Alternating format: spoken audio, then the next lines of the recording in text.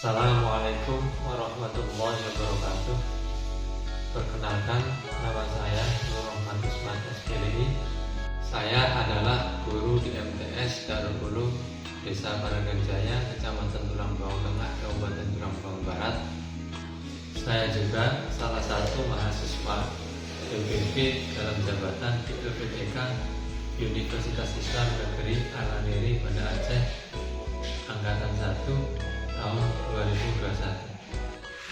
Kali ini saya akan mempresentasikan hasil prediksi saya yang merupakan hasil akhir dari kegiatan perangkat pembelajaran yang dimulai dari RPP, bahan ajar, media pembelajaran, LKPD, dan evaluasi.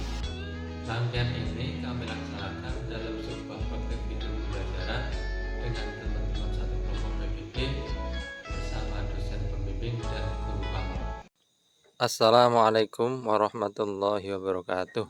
Waalaikumsalam warahmatullahi wabarakatuh. Sebelum kita mulai kegiatan belajar mengajar ini, alangkah baiknya kita doa dahulu.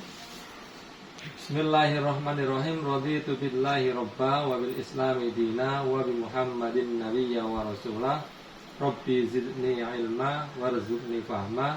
Allahumma nawwir qulubana binuri hidayatika kama nawwartal arda binuri syamsika abadan abada.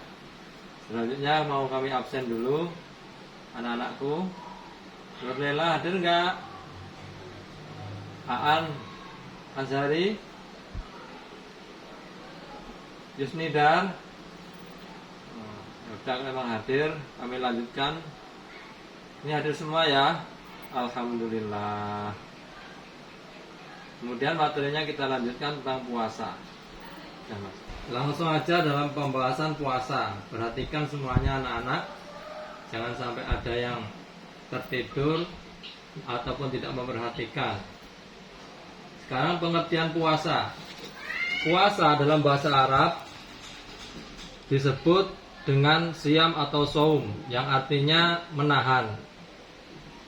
Adapun pengertian puasa secara istilah adalah menahan diri dari segala hal yang membatalkan puasa dari terbitnya fajar sampai terbenamnya matahari dengan syarat dan rukun tertentu. Itu pengertian puasa dalam segi istilah. Jadi yang namanya puasa itu dimulai dari terbitnya fajar shodiq sampai terbenamnya matahari. Di antara waktu itulah kita diwajibkan menahan perkara yang membatalkan puasa. Selanjutnya,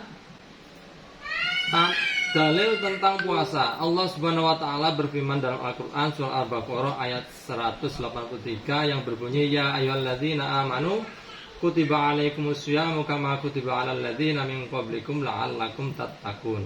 Yang artinya, hai orang-orang yang beriman, diwajibkan atas kamu sekalian berpuasa sebagaimana telah diwajibkan atas orang-orang sebelum kamu agar kamu bertakwa. Dalam arti di sini, arti dari firman Allah bisa kita ketahui bahwasanya yang namanya ibadah puasa sebelum Nabi Muhammad sudah diwajibkan. Selanjutnya, syarat dan rukun puasa. Syarat dan rukun puasa yaitu syarat puasa terdiri atas dua, yaitu yang pertama syarat wajib dan syarat sah puasa. Syarat wajib puasa yang pertama Islam. Berarti kalau sudah Islam wajib, artinya orang tersebut tidak kafir atau non-Islam. Yang kedua balik. Balik di sini untuk laki-laki ditandai dengan mimpi basah, sedangkan untuk perempuan mengalami haid. Sedangkan yang selanjutnya syarat wajib puasa yaitu berakal sehat. Orang gila berarti tidak wajib puasa. Dalam hal balik dan berakal ini bisa disebut orang yang mukallaf. Dalam artian orang mukallaf yaitu orang yang balik dan berakal. Selanjutnya, suci dari haid dan nifas, artinya seorang perempuan yang mengalami haid atau nifas tidak terkena kewajiban berpuasa, namun harus diganti di hari yang lain. Bisa dikatakan yaitu dikodok pada hari yang lain. Yang selanjutnya mampu melaksanakan puasa, berarti mengecualikannya tidak mampu sebagaimana orang sakit dan lain sebagainya. Selanjutnya tidak sedang dalam perjalanan jauh, berarti mengecualikan kalau memang dalam keadaan perjalanan jauh. Kalau dalam keadaan perjalanan jauh maka boleh untuk tidak berpuasa. Selanjutnya syarat sah puasa. Ini yang kedua, syarat sah puasa. Yang pertama Islam. Yang kedua tamyiz. Tamyiz artinya mampu membedakan yang baik dan buruk. Yang selanjutnya suci dari haid dan nifas. Lalu bukan pada hari-hari yang diharamkan puasa. Nanti kita jelaskan ada hari-hari yang diharamkan puasa. Selanjutnya rukun puasa. Adapun yang termasuk rukun puasa sebagai berikut. Yang pertama yaitu niat. Niat yaitu berniat melakukan puasa dalam rangka menjalankan perintah Allah Subhanahu wa taala, tidak lain bukan hanya menjalankan perintah Allah Subhanahu wa taala. Dan puasa tersebut dilakukan semata-mata hanya untuk mencari ridha Allah. Niat puasa Ramadan wajib dilakukan pada malam hari. Perlu diketahui bahwasanya niat puasa Ramadan atau puasa wajib itu wajib dilakukan malam hari. Kapan waktunya? Yaitu sebelum terbitnya fajar, kecuali puasa sunnah. Kalau puasa sunnah boleh dilakukan selain pada malam hari, dalam artian pagi itu boleh. Selagi dengan catatan selagi belum melaksanakan perkara-perkara yang membatalkan puasa. Yang selanjutnya menahan diri dari segala hal yang membatalkan puasa, mulai terbitnya fajar hingga terbenamnya matahari. Selanjutnya yaitu hal-hal yang membatalkan puasa. Hal-hal yang membatalkan puasa, yang pertama yaitu makan dan minum dengan sengaja. Yang selanjutnya berhubungan suami istri di siang hari atau keluar mani dengan sengaja, muntah dengan sengaja, hilang akal contohnya seperti mabuk, pingsan atau gila. Lalu haid, nifas atau wiladah. Yang terakhir yaitu murtad. Inilah perkara-perkara yang bisa membatalkan puasa. Dalam artian bagi orang puasa harus bisa menjaga dari hal-hal tersebut supaya puasanya diterima oleh Allah Subhanahu wa taala. Dalam artian tidak batal puasanya. Yang selanjutnya hal-hal yang dimakruhkan pada waktu puasa. Yang pertama berkumpul berlebihan saat berpuasa. Ini makruh hukumnya. Lalu sengaja menghirup aroma makanan. Soalnya mencicipi makanan. Mencicipi makanan ini hukumnya makruh. Dengan satu saat nggak ditelan. Kalau ditelan jelas membatalkan puasa. Sebabnya berkata kotor, suntik atau bekam ini hukumnya makruh. Kalau impus itu nanti bisa membatalkan puasa. Di sini suntik dan bekam. Selanjutnya hal-hal yang disunahkan pada waktu berpuasa yaitu makan sahur, mengakhiri makan sahur kurang lebih 15 menit sebelum waktu subuh, menyegerakan puasa tanpa menunda meski hanya dengan seteguk air, berpuasa dengan buah kurma berjumlah ganjil, berarti 1, 3, 5, 7 dan seterusnya, pokoknya bentuknya ganjil jumlahnya. Selanjutnya memberi makanan untuk berbuka puasa kepada orang yang berpuasa, berdoa suatu berbuka puasa. Selanjutnya macam-macam puasa. Macam-macam puasa ini ada 4. Puasa wajib, puasa sunnah, puasa yang haram, dan puasa yang makruh. Kalau puasa wajib jelas, yaitu puasa yang dilaksanakan mendapat pahala, kalau ditinggalkan mendapat dosa. Contohnya sebagaimana puasa Ramadan, puasa nazar, puasa kiafarat ini. Kalau selanjutnya yaitu puasa sunnah. Puasa sunnah itu adalah puasa yang dilaksanakan untuk mendapat pahala, kalau ditinggalkan tidak mendapat dosa. Sebagaimana contoh puasa hari Senin Kemis, puasa Arafah, puasa Daud, puasa pada bulan Sya'ban, dan lain sebagainya. Yang selanjutnya puasa yang haram, yaitu puasa yang dilakukan apabila dilakukan mendapat dosa, dan apabila ditinggalkan malah mendapat pahala. Itu yang puasa haram. Contohnya puasa pada hari raya Idul Fitri dan Idul Adha. Dan selanjutnya hari tasyrik, yaitu tanggal 11, 12, 13 Dzulhijjah. Ini haram. Dalam artian dalam setahun berarti 5 hari ini diharamkan untuk melaksanakan puasa. Selanjutnya puasa makruh. Puasa makruh adalah puasa yang dikerjakan itu tidak mendapatkan dosa, apabila dikerjakan tidak mendapat dosa, dan apabila ditanggalkan mendapat pahala. Sebagaimana contoh puasa khusus pada hari Jumat. Ini hukumnya makruh, mengkhususkan puasa pada hari Jumat. Mungkin dari sini ada yang mau ditanyakan tentang hal puasa, syarat, rukun, dan lain sebagainya, anak-anak? Sebelum melanjutkan pada bab selanjutnya, monggo Bu Nurela yang mau ditanyakan.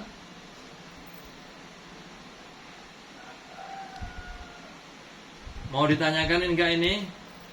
Udah paham semuanya? Kalau sudah paham diakhiri.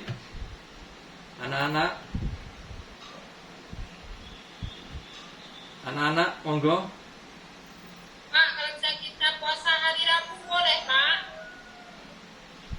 Yang lainnya coba. Ini ada teman kita. Teman kita dari Saudari Nurlela menanyakan tentang puasa pada hari Rabu, boleh tidak? Monggo teman-teman yang lain dijawab. Puasa apa, Bu? Puasa qadha apa puasa biasa aja? Itu ada Puasa kata boleh, puasa sunnah boleh. Karena kan dibilang sama orang kalau hari Rabu itu nggak boleh puasa katanya. Kalau puasa qadhaku, kalau hari Rabu itu nggak boleh hari Rabu yang apa kita mulai nggak boleh mulai hari Rabu. Misalnya mulainya hari Senin, Selasa, Rabu, Kamis, Jumat. Nggak boleh hari pertamanya hari Rabu. Gitu. Kalau menurut saya, kalau qadha kapanpun boleh. Yang nggak boleh kadang ada puasa tertentu, misalkan puasa sunat. itu Bu Nurlela, Saudari Nurlela dari teman kita ada yang menjawab kalau untuk masalah kodok puasa hari apapun boleh. Untuk kodok puasa masalahnya itu puasa wajib. Untuk puasa wajib itu mulai kapanpun boleh, tidak ada ketentuan harinya. Gitu, bisa dipaham belum? Untuk yang lainnya monggo. Kami beri Suntik Pak boleh Pak, kan memasukkan cairan ke dalam tubuh, itu boleh nggak? Seperti orang diinfus, opname. monggo ini dari teman kita ada yang menanyakan kalau seandainya suntik boleh tidak? Itu kan sama saja memasukkan cairan dalam tubuh. Gimana? Monggo teman-teman itu yang mau jawab. Monggo teman-teman. Silakan. Supaya Kalau dalam infus nggak boleh ya, Bu ya. Karena dia kan dah masuk apa makanannya ke dalam tubuh kita. Tapi kalau itu nggak apa-apa. Ya kan hanya obat kan. Sama aja Bu, sama maksudnya memasukkan sesuatu ke dalam tubuh juga. Beda Bu, sama perbuatannya sama, suntik sama Infus kan. untuk mengeluarkan badan juga Bu.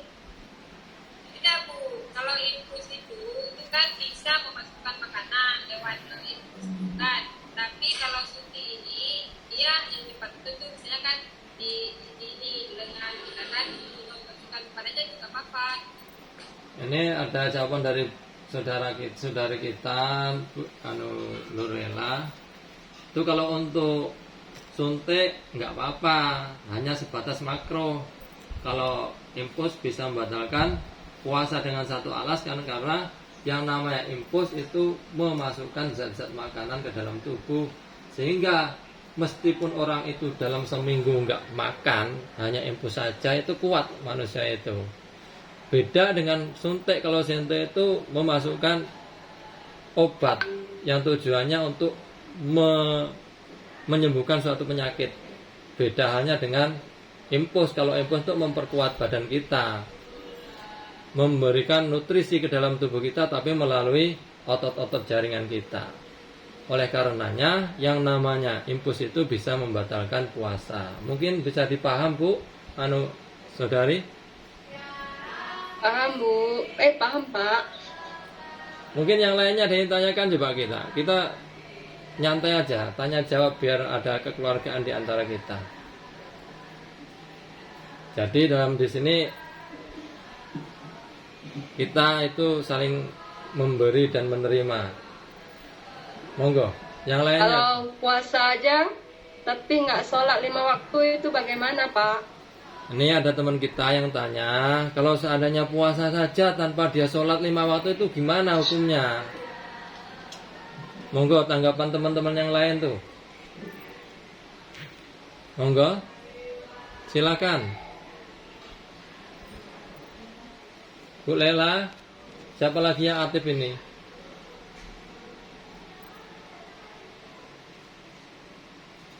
Monggo. Ini ada pertanyaan, kalau seandainya puasa tanpa sholat gimana? Sebelum dijawab saya mau tanya sama si penanya itu, maksudnya puasanya hukumnya gimana atau sholatnya hukumnya gimana? Jadi di sini saya mau jawab, Gimana kalau seandainya seorang itu melaksanakan puasa saja tanpa disertai dengan sholat? Kita lihat dulu, kalau puasanya itu sah-sah saja, tapi yang jadi masalah dia tidak sholatnya itu. Kalau pada bahasan puasa ini, puasanya tetap sah. Sah puasanya selagi memenuhi syarat dan rukunnya puasa. Bisa dipahami ibu-ibu? Kalau bisa dipaham, besok pada pertemuan yang akan datang tak kasih tugas, tolong tuh nanti dirangkum tentang puasanya, yaitu cara ngerangkumnya dibikin peta konsep. Selain itu, tolong nanti dalil-dalil puasanya itu dihafalkan, niat puasanya dihafalkan, yaitu nawaitu samagotin an-adai fadhi syahri Ramadana hadisanati fadlillahi ta'ala, dan juga doa ketika berbuka puasa, Allahumma laka sumtu wa bika amantu wa ala rizkika aftaltu birahmatika ya arhamar rahimin. Ini dihafalkan. Saya kira cukup di sini anak-anakku. Semoga berkah, manfaat fid dini wa dunya dan akhirah. Saya akhiri. Wassalamualaikum warahmatullahi wabarakatuh.